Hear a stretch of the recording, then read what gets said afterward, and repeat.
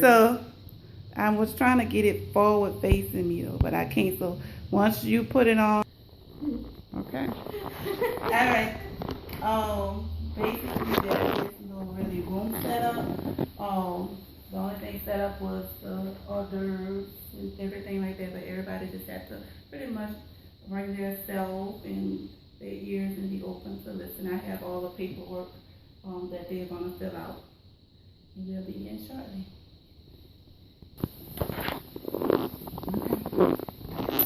Thank you all for being here today for this, my first Bible study with adults. Normally I teach with children, so this I guess be prayerful with me as I'm going through this. I don't know why I feel like I'm a little nervous, even though it's all people I know. Yes. Okay, but we're gonna open up in prayer before we begin the lesson.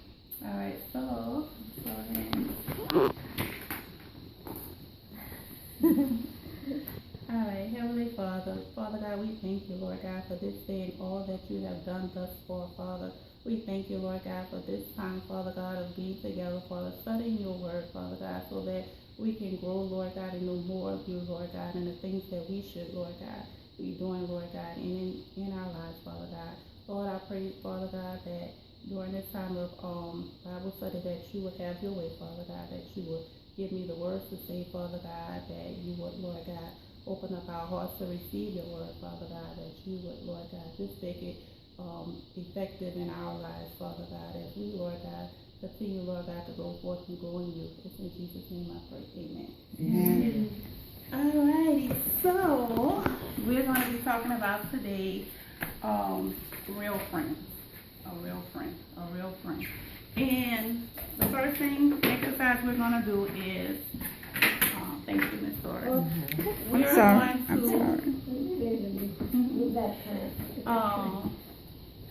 I want everybody to think about what's the characteristic when they hear the word friend.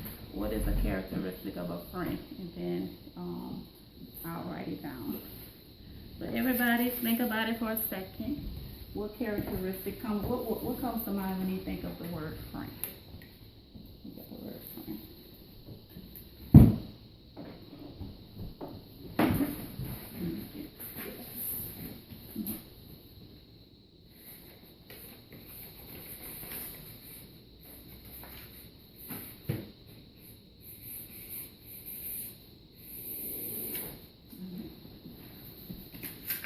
And then what comes to mind when they think of someone who's not a friend? Okay. All right. So I'm going to start over here with Miss Edith. You have something when you think of friend, what word comes to mind as far as a characteristic of a friend and a characteristic that's not a friend?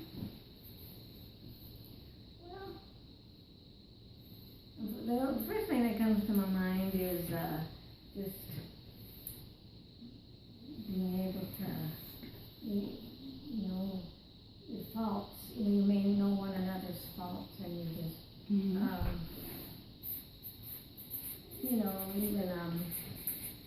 at times maybe overlook them, but sometimes your faults just irritate somebody so much, but still being able to forgive one another. Okay, know one another's faults and being able to forgive.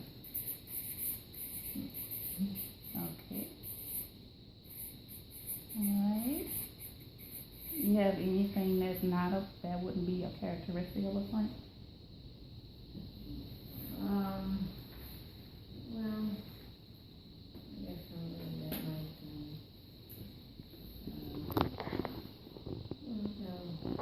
might maybe betrayal. Betrayal. Okay.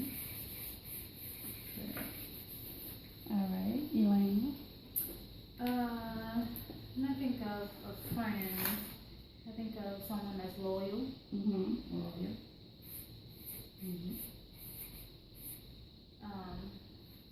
Honest. Okay. Okay.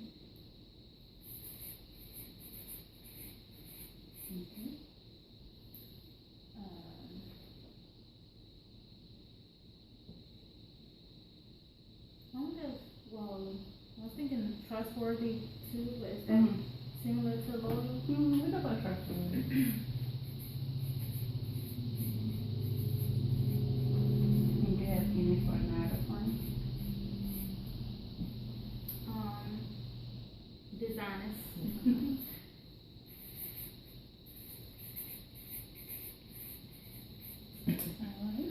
Alright. What about you, Charlene? I think a friend is someone who's, I don't know how you're gonna write this, but who's always there Always there. and will stand beside you no matter what. Even when someone in authority or high position says something against you, they're gonna back you up. They're gonna stand by your side. They're always there, never gonna let you down.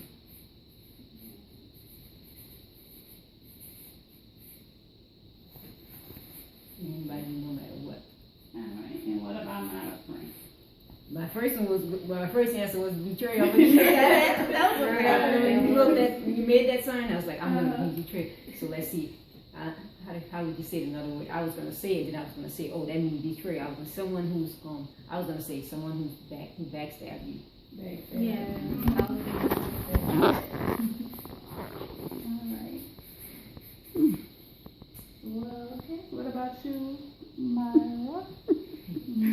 A friend, someone who's trustworthy. Okay, yeah, trustworthy. Someone who's real. Real. Okay, you have anything for not a friend? Not a friend.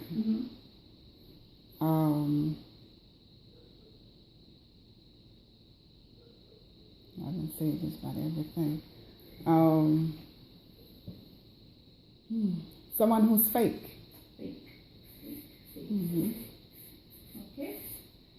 What about you, Ms. Torres? You have characteristics of a friend? A friend is someone who likes to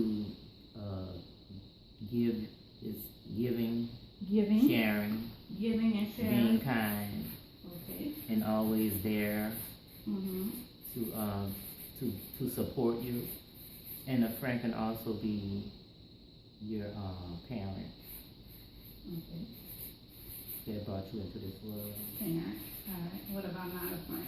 Not a friend is someone who is not, it's like a stranger, that's somebody that you don't know, and someone that doesn't, let me see, wants to be honest or support you and, let me see, Does not support. jealous, not a friend. Does not support and you say jealous. Alright. Okay. Alright. So, I'm going to leave this right here, and hopefully by the end of the Bible study, I hope this man is hopefully by the end of the Bible study, we'll be able to see how we relate to any of these characteristics, whether we have been a friend or been not or have not been a friend to someone. So we're going to use, we're going to look at what a friend is in the Bible. According to, we're going to the book of Ruth. And Ruth, the first chapter. And we're going to read,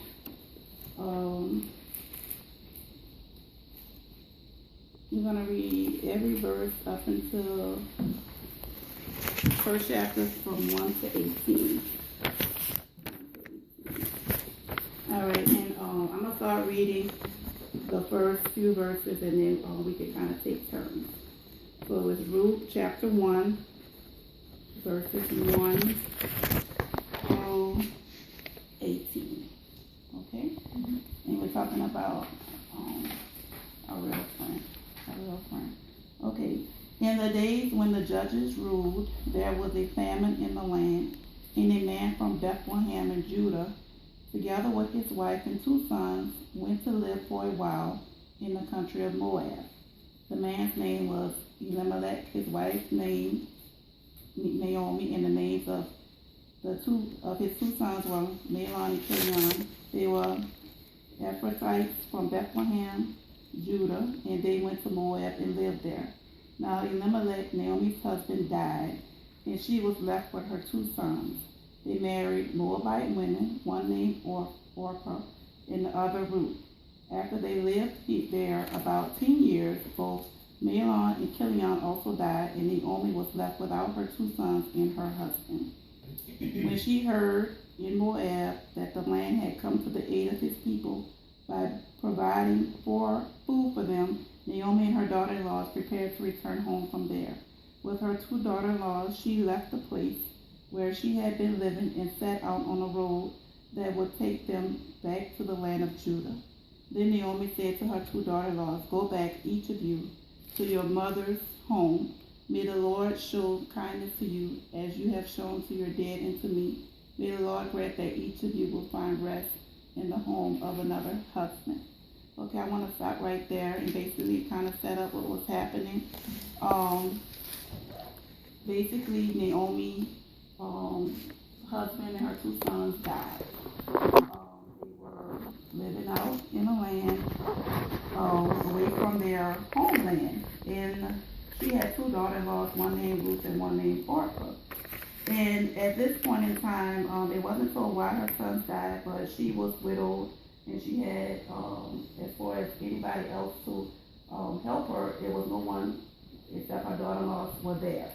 However, Naomi released them because they had no reason to stay with her because her sons were dead. So they had no reason to, she released them to go back to their homeland, to find, so they can, find maybe other husbands or, a better way of life.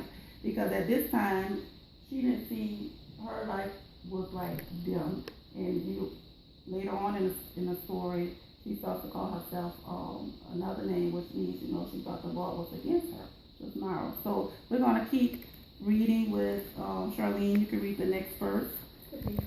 When was that starting at 8 or 9? 11. 11. Mm-hmm.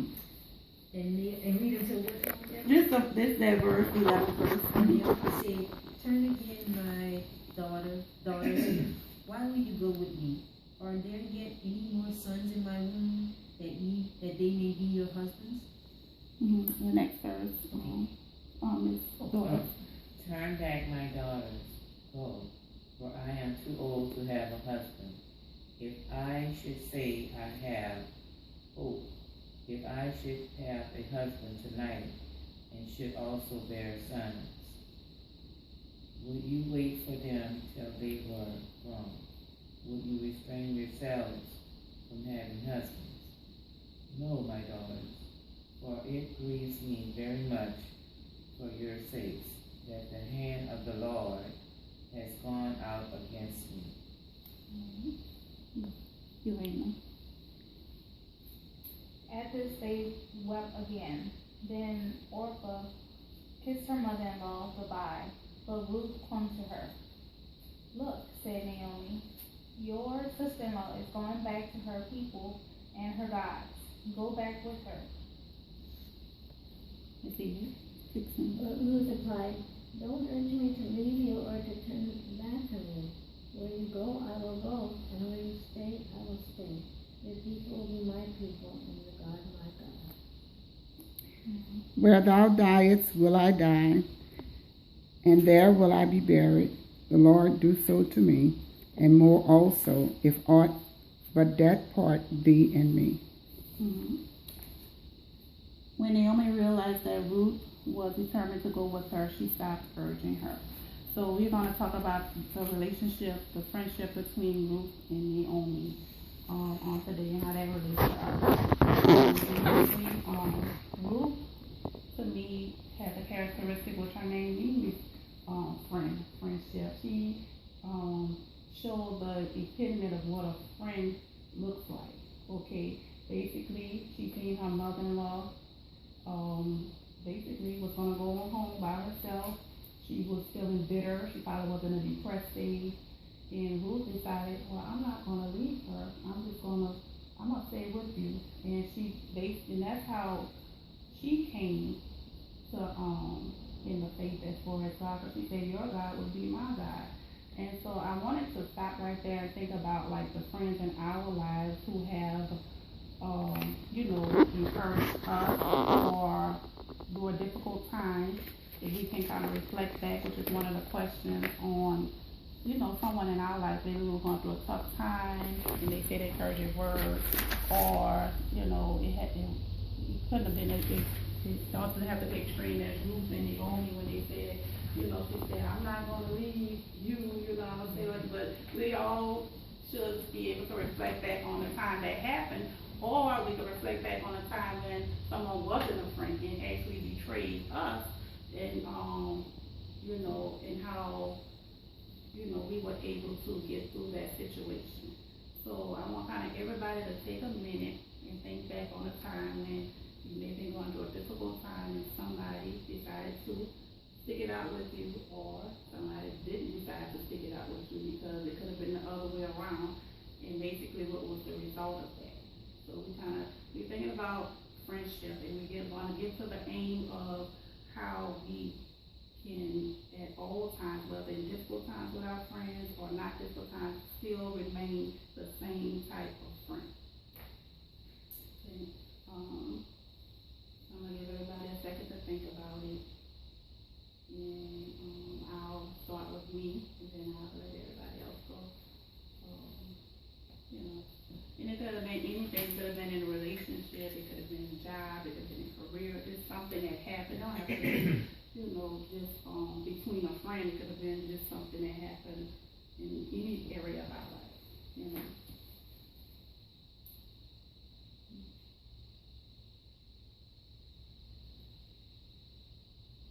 I'm gonna talk first while everybody's thinking.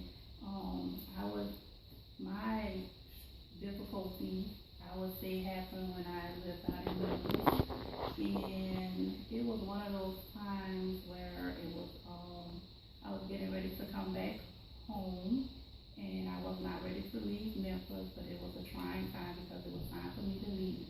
But I want to say the friends who helped me out was actually my family, because you have to realize friends does not have doesn't not necessarily mean just someone you met. It's your family, your relationships, any person that you're in a relationship with, family, career, job, you should be able to say friend, especially with Christians, because we're supposed to be representing Christ everywhere we go. And Jesus was the one who said, he sticks closer than a brother. He's the friend that sticks closer than a brother. And he laid down his life for his friends. And he called us friends. So if we represent Christ everywhere we go, people should be our friend. They should see a friend in us. So my difficult time getting back to that was when I left Memphis and had to come back home, and I didn't really want to come. But my friend, my support was my family. I remember seeing true friends, and my mom and my dad, who had to come all the way out there and get me to bring me back. And yes, they came, got me, they drove hours, because I was, in the depressed stage, and they came and got me and brought me back. And even when I got back, still dealing with a lot of things that hadn't been settled. I came back. I had left abruptly, because I had to. I came back and didn't have a job, and all kind of things were going on. But I remember, my mom and my dad were there as a friend to help me through, to get through the stage I was going through. And like I said, that was a difficult stage for me, because, sometimes we wind up in life, things happen, and we don't know if we're going to come out, we're going to live or die, and this was kind of what was going on with Naomi. She didn't know what was going to happen. She was going to, she was, I guess, basically preparing she was bitter, felt the Lord's hand was against her. So she was preparing for the worst. That's why she was sending Ruth and them back, preparing for the worst. So Ruth was a friend that said, no, I'm not going to leave you like that. I'm going to stick with you, and we're going to make it through. Basically, that was what she was telling Naomi. We're going to make it through here. I'm your, I know I'm your related by daughter-in-law, but she was more than a daughter-in-law. She was showing I'm your friend. Okay, so that was my difficult time, and my mom and my dad and family and friends, just were calling, encouraged me, and I got through it. It took a month. It didn't happen right away. It wasn't an instant happening. Of course, me getting it back together, but it happened, and that was because of support from friends, which was family, and then people who I met along the way, as far as co-workers and just other people that I, consider my friends. All right, so open it up to whoever wants to go next. Okay. Mine is a lady. When I first came to Gretna, I think it was 2000. It was right before Katrina, 2004. Because Katrina happened in 2005, right? Mm-hmm. So it was October. So came to Gretna, and we had a situation. We was in New Orleans. I'm originally from New Orleans, and with the house in New Orleans, we lost the house, so we had to come to Gretna. Well, another lady told me we could stay in her house. Mm-hmm. So I came to Gretna first. I was alone. Then my mom and sister came behind me. But when we came to Gretna, we didn't know anything about Gretna. I didn't know. I knew what down the street was, I knew where the store was, but didn't know any people or anything. Mm-hmm. So the lady letting us live there rent free, but the house is in the situation where the water is you can only turn it on for a little while and use it. And they had electricity. We had water, we had a phone, but you couldn't take a bath too much or whatever. But we had a roof over our head, so we was grateful for that. But you could turn the water on, and then it got to a point where you couldn't hardly use the water at all. So it was very frustrating. I like baths. I love to jump in the tub. I'm not a shower person. Like everybody I meet, I haven't met many people there, but I just love to swim in the tub. But anyway, so it was very frustrating for me trying to use water and take a wash up or whatever. But I was like, Lord, we got this roof over our head. We got electric, and we're not on the streets, but this water situation is aggravating. But anyway, so long story short, about around the corner from the house is this lady lives there, and I don't know her. I didn't know her then, but I have a cousin that's my dad's sister, child. So she's with the lady's son. She has kids with the lady's son. They're not married. So after being there, we moved there in October, November. I think it was around November. One morning I was like, Lord, you know what? I can't take